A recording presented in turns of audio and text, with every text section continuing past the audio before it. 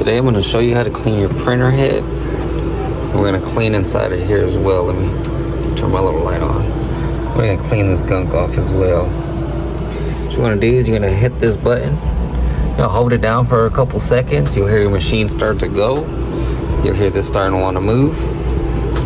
Now when you move this, it should just slide. So if you try to move and there's forceful, don't force it. Wait till you can move it like this. As soon as you can move it like this, let's hit that switch off. Turn your whole machine off. Now from there, we're gonna get these Q-tips. I bought them off Amazon. I will link them in the description. They come in different sizes, different tips.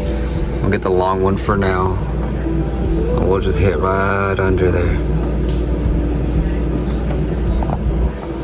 See that?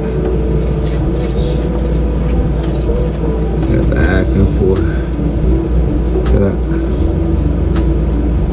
Usually you can use 91% alcohol. We have a cleaning solution that they sell for that. And then here as well, I'm just going to use this tip size. And you're going to want to clean this part off, because this is what cleans your header here. So you want to clean that off real good. This is where your wasted ink goes. I can show y'all something with that, what I like to do. I get this syringe.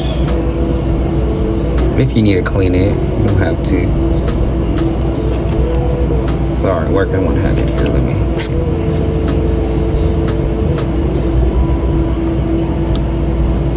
I just like to get it all out. Maintenance, maintaining it. There's a little one. You can pop these off.